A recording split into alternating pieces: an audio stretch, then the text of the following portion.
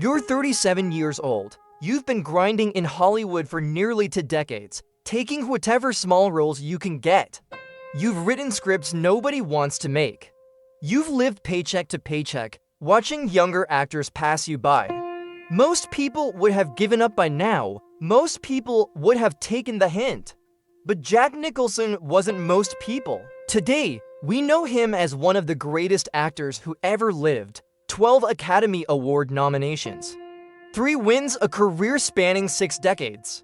The Joker, The Shining, One Flew Over the Cuckoo's Nest. But before all that glory, there was something far more powerful at work, an unshakable belief that his time would come, even when every sign pointed to failure. This is the story of how persistence, patience, and an unwillingness to compromise turned a struggling nobody into a Hollywood legend. Jack Nicholson arrived in Hollywood in 1954 at 17 years old.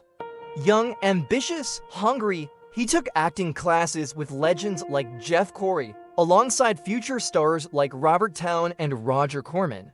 But while others got their breaks, Jack got rejection after rejection. For 10 years, he scraped by on bit parts in B movies, Roger Corman horror films, teen exploitation flicks, the kind of movies that played in drive-ins and disappeared forever. He wasn't the leading man, he wasn't even the memorable supporting character. He was just another face trying to make it in a town that chewed up dreams and spit them out. Most actors would have quit. They would have moved back home, taken a real job, told themselves they gave it their best shot.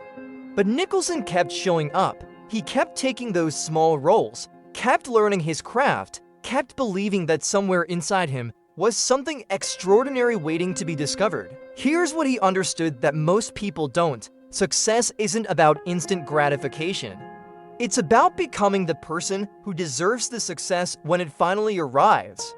The breakthrough that took 15 years. Then came 1969. Nicholson was 32 years old when he got cast in Easy Rider, not as the lead, but in a supporting role as George Hanson, an alcoholic lawyer. The part wasn't even written for him originally. It was supposed to go to someone else who dropped out. Jack was the backup plan, but he took that backup plan role and turned it into magic. His performance earned him his first Academy Award nomination, and suddenly, after 15 years of obscurity, people knew his name. But here's the thing, that breakthrough didn't happen because he got lucky. It happened because he'd spent 15 years preparing for that moment. All those B movies, all those small parts, all those years of watching and learning, they had transformed him into an actor who could seize his moment when it arrived. The following year, he starred in 5 Easy Pieces, another nomination. Then The Last Detail, another nomination. Then in 1975, One Flew Over the Cuckoo's Nest, and finally, his first Oscar win at 38 years old. 21 years after arriving in Hollywood with nothing but a dream, the philosophy of persistence. What drove Jack Nicholson through those brutal early years? It wasn't blind optimism, it was something deeper.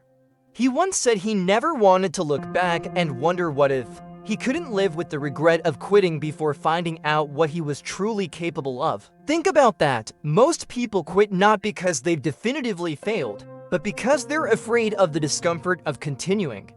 They're tired of the rejection, tired of the struggle, tired of being overlooked. So they walk away and spend the rest of their lives wondering what might have been. Nicholson chose the opposite. He chose the discomfort of persistence over the torture of regret.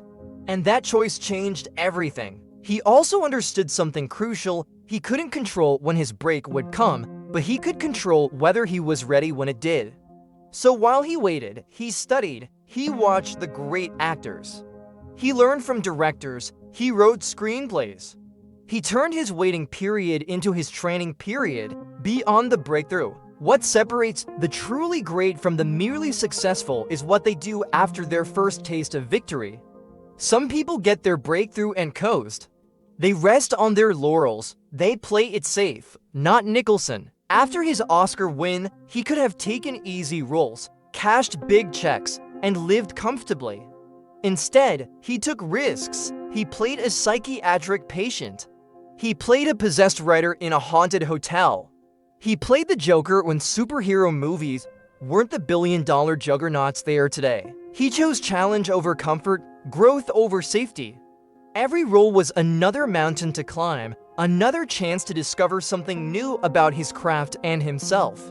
That's the real lesson. Success isn't a destination where you finally get to stop working.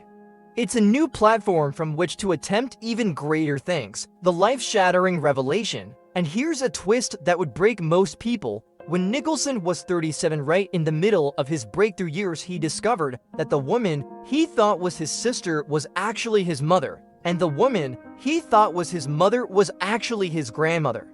His entire identity had been built on a lie. He found this out only after both women had died, so he never got answers, never got closure.